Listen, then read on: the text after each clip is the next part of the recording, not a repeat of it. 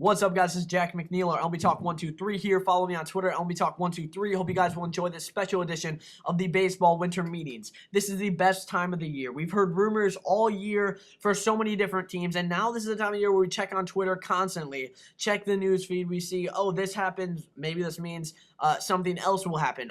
A prime example of that, Eric Hinsky, a small deal signed with the Diamondbacks. To me, that completely means that either Justin Upton or Jason Kubel is gone.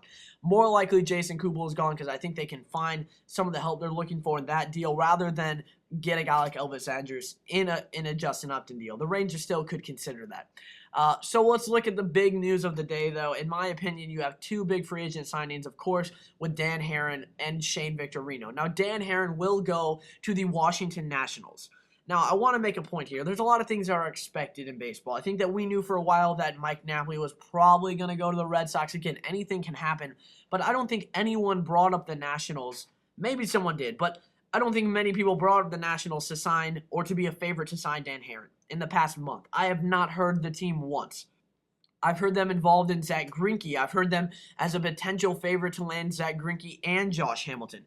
I've heard some crazy things coming out of Washington Nationals fans' mouth, their GM's mouth, and all over Twitter and all over the social networking world. There's been news and murmurs and whispers of the big free agents they're going after. Of course, they're going after Adam LaRoche. Of course, they're looking for starters. They potentially were looking for two starters. You know, right now they have a fantastic rotation. They have Gio Gonzalez. They have Steven Strasburg. They have Jordan Zimmerman. They have Ross Detweiler. You're looking at four good young arms that I think each can win 14 to 15 games minimum. You're looking at Ross Detweiler being the worst arm in that rotation. I think he will win 15 games next year. So, you know, this Nationals rotation has been built up through the draft system. It keeps getting better and better. They've dealt off a lot of their young pitching. Prime example, Alex Myers. And in my opinion, they've had probably the best offseason in baseball. I think a lot of teams have stood out and made some good moves, but they have had a fantastic offseason. They have really just topped it off here. They're not going to be done. They still do need to sign Adam LaRoche, and I think they will. Maybe tomorrow within the next couple of days. We'll see how the market develops, and maybe he could get a better offer. But I think he ultimately will return to Washington on a 2-year deal with a vesting option. You know, he really wanted that third year, and I think with a thin first base market, you want the security in him and his family, of course, to know where they're going to be. And I think it's a win-win. You have to compromise. If the Nationals aren't willing to go 3 years for some crazy amount, and I think $40 million is realistic. I mean, he did sign a 3-year, $36 million, but the market was completely different back then. He did have some injury-ridden seasons, but he had a great bounce-back year. This year definitely set himself up for a big payday. So the Nationals have the money to spend. I think they, first and foremost, needed to get Adam LaRoche out of the way. But this shocked, I think, a lot of people in a very good way. I haven't heard any negative on the trade other than the injury risks, I would say. But again, a team is not going to invest $13 million in a player knowing that he's going to get hurt. I mean, it's not going to happen. I think that the Nationals, there's some risk with the back, but again, it shouldn't be a problem. I think this overall is a very solid move. Dan Haren, obviously his numbers have declined a little bit last year. You look at his numbers, 4.3 ERA. He still managed to win 12 games. He still managed to get 30 starts, even though he was hurt for a little bit of the season. So I think that's a really big thing. He's pretty durable. He's very reliable, I would say, in the fact that he's going to strike a lot of guys out. He's going to be a very solid number 3 starter. And you look at his numbers from last year, kind of around the time where the injuries were happening. Of course, his ERA was way up. But towards the end of the year, he had an ERA of 3.48 in the last few starts, the last 9 starts actually. So, he strikes a lot of guys out. He's a very durable guy. He's 32. This is a guy who would have gotten so much money if he was on the free agent market a year ago. And the fact that they get him on a 1-year deal is really the big thing. I thought that he would for sure sign a 2 or maybe 3-year deal. I was thinking with the Boston Red Sox. Honestly, I never thought the Nationals. I think they're a great fit, though. I'm very surprised that I didn't think of them as a fit. You're looking at their need rotation-wise. They're kind of going for the big guys. But when you look at the money that they're going to allocate towards Adam LaRoche, and they still could be in for another big move.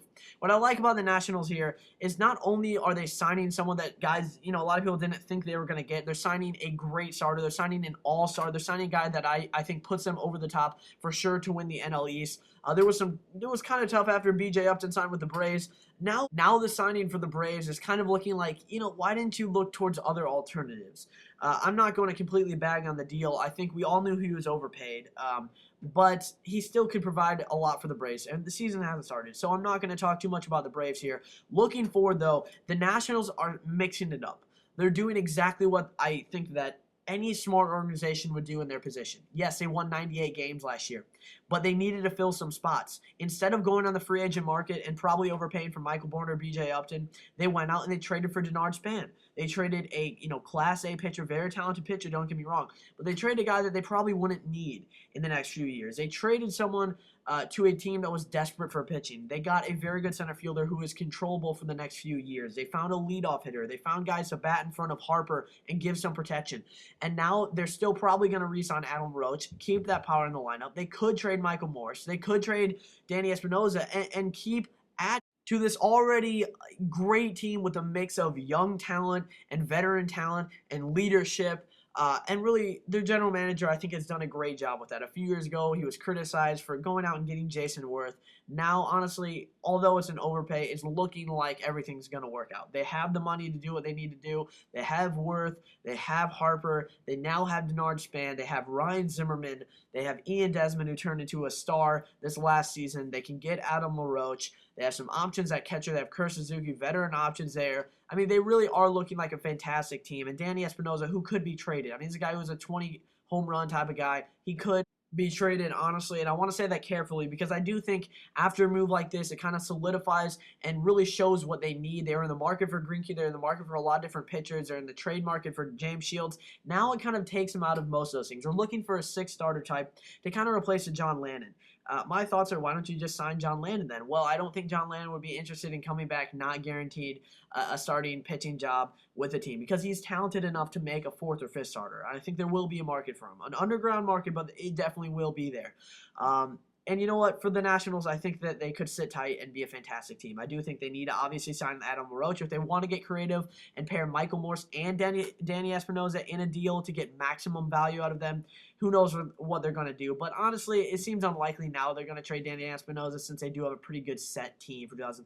Now, my final thoughts with the Washington Nationals moving forward. I, number one, say there's no such thing as a bad one-year contract. Of course, maybe if you offer $35 million and the guy hits, 190, but you probably, if you offer that much money for that good of a player, you're probably going to sell a lot of jerseys. So, again, there's no such thing as a bad one-year contract. Now, Dan Haren, a great signing for the Nationals. That's my ruling on that. I think he's going to provide extreme veteran leadership for this team, which they desperately need. They have a young team, I think. They have some veterans here and there, but overall a young team with not a lot of playoff experience. This is an all-star who could win 16, 17 games, maybe even more, could have a bounce-back year, really establish his value, and set up for a huge deal after this season. I also think that the Nationals could be in play for a big-time reliever. Rafael Soriano, I know they're a sleeper candidate for him, but they've surprised a lot of people this offseason. They can do it again. Mike Rizzo has a relationship, obviously, with Scott Boras, and they do need some veteran leadership in that bullpen. Maybe someone, maybe lesser guy than Rafael Soriano, but definitely look for some relief. Because remember, there's been trade rumors in the past few years of guys like Tyler Clippard. You have Drew Storen, who had a meltdown in the last game of the season. I think that the Nationals would realistically want to go and get an eighth-inning guy or potentially a closer in the free agent market, or maybe in a trade involving Michael Morse or something like that, get some relief help, because other than that, they don't really have many areas of needs. But again, thanks for watching Zombie Talk 123. I'd love to talk about the Nationals all day, but a lot of things are going on in the winter meetings. Stay tuned and definitely tune in for tomorrow's podcast. Thanks.